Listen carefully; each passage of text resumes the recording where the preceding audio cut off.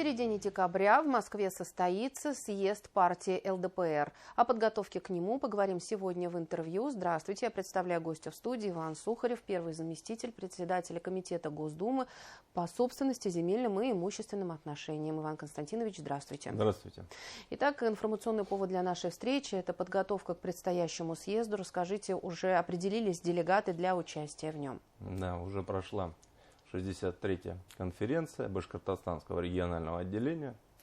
В прошлое воскресенье 2 делегата будет у нас представлено от Республики Башкортостан, от Башкирии на съезде, 36-м съезде ЛДПР. Это наш координатор Дмитрий Владимирович Иванов, ну и, собственно говоря, я, Сухарев Иван Константинович. Поэтому там будут приниматься определенные решения, ну и вообще у нас такие юбилейные годы. Дело в том, что, как вы знаете, не так давно Владимир Владимирович Путин, наш президент, подписал указ о праздновании 80-летия Владимира Вольфовича Жириновского. Это у нас 2026 год, 25 апреля. Вот, традиционно наш праздник. Здесь, кстати, в Башкирии мы сделали памятный турнир в эти даты как раз. Ну, вот, в этом году проходил турнир у нас с 24 по 27 апреля 2024 года по настольному теннису в памяти Жириновского. Ну и мы хотим распространить эту практику в целом на страну, где везде, в каждом субъекте будут проходить подобного рода турниры, посвященные памяти Владимира Вольфовича, какие-то еще мероприятия, которые будут напоминать нашим гражданам о том, что был такой великий человек, чьи прогнозы на сегодняшний день сбываются. Ну и, собственно говоря, жизнеспособность, да, долголетие нашей партии. Напомню, что ЛДПР – это старейшая партия в истории современной России, как раз обеспечена его наследием, ну и, собственно говоря, его посылом. И главный посыл любого депутата, активиста, любого члена партии ЛДПР – это помощь людям. Именно в этом наша сила. Люди знают, что для многих мы стали последней надеждой. Они всегда найдут отклик, найдут поддержку в наших региональных отделениях. И мы, ничего не обещая, всегда стараемся этим людям помочь. Люди об этом знают, ценят. И именно этим мы обязаны своим долголетием.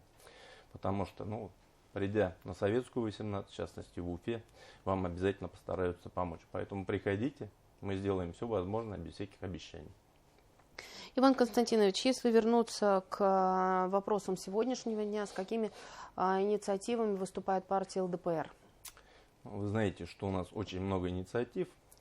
И в частности, вот у нас наш председатель Леонид Эдуардович Слуцкий не так давно встречался с нашим президентом Владимиром Владимировичем Путиным.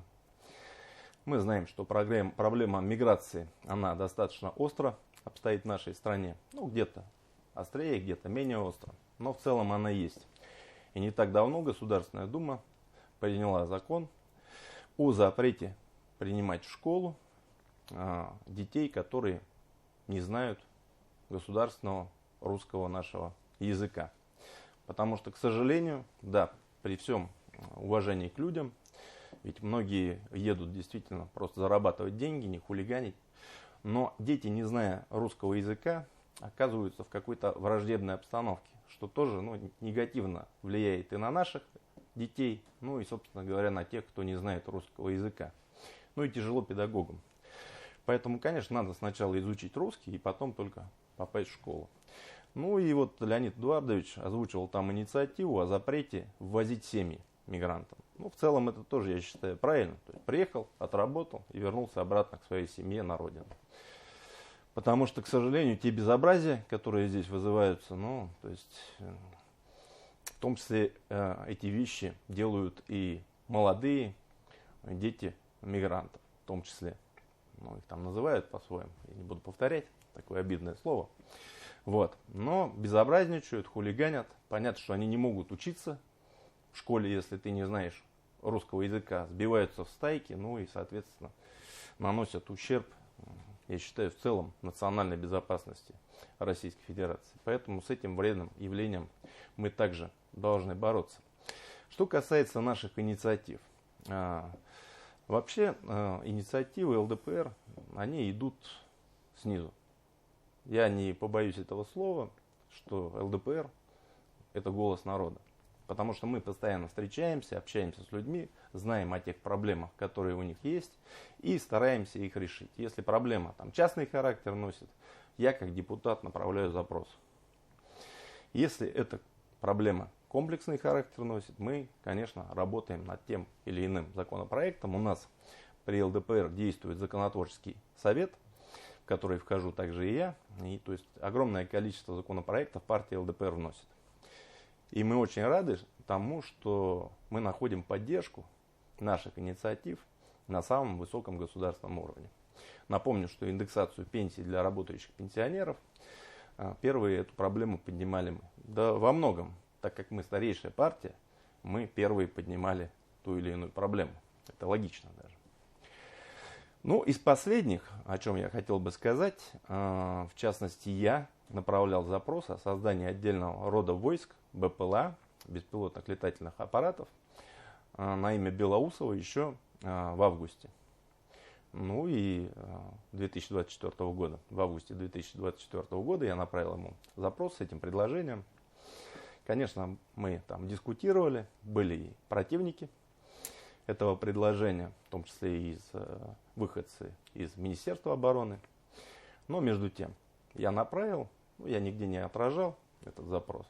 Но мы видим, что буквально вчера, то есть Владимир Владимирович Путин поддержал это предложение. И я считаю, это тоже показывает, что мы не зря едим свой хлеб в ЛДПР. И таких предложений, понятно, что оно не одно, это вот из тех, что было последнее. Из тех, что тоже было вот не так давно, мы опять ужесточили законодательство в отношении иноагентов.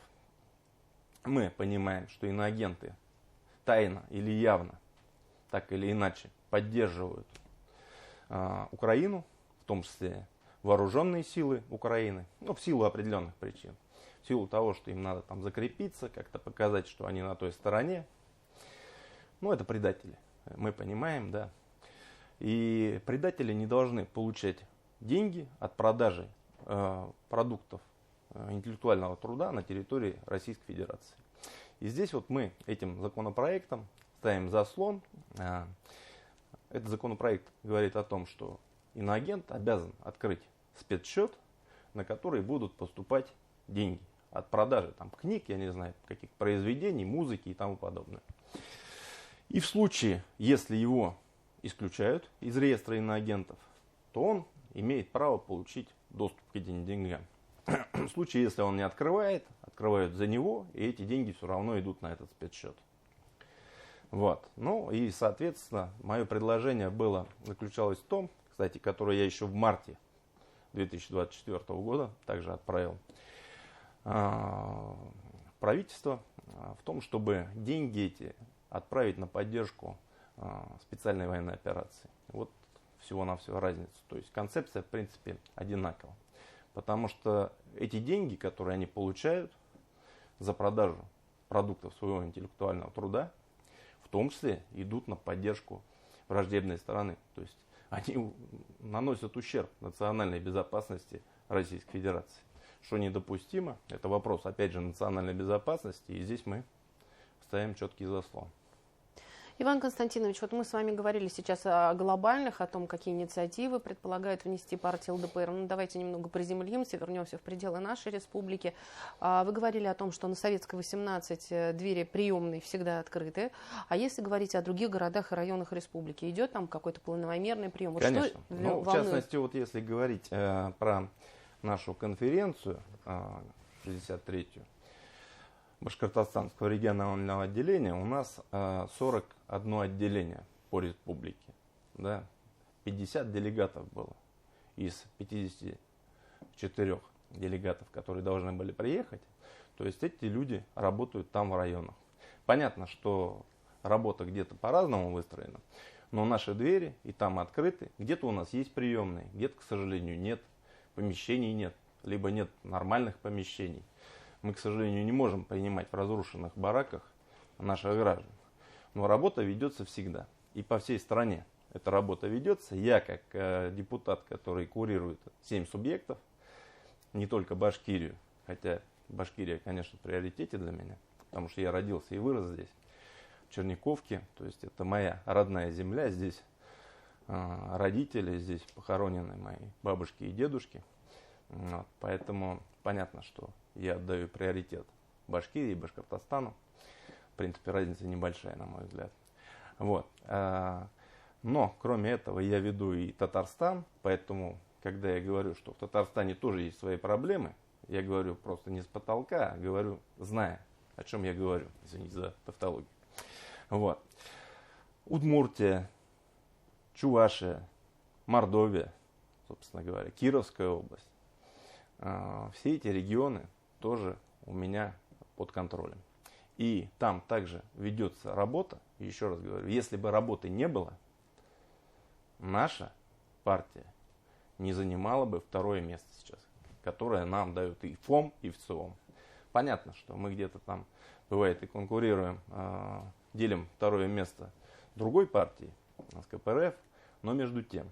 То есть последние опросы показывают, что партия растет. И это, конечно, заслуга большая председателя партии Леонида Эдуардовича Слуцкого, потому что мы знаем, что прогнозы, которые давали наши оппоненты после ухода, к сожалению, трагического ухода основателя партии Владимира Вольфовича Жириновского, этого великого человека, которого также мы будем вспоминать на этом съезде, ну и вспомним всегда, можете посмотреть ролики.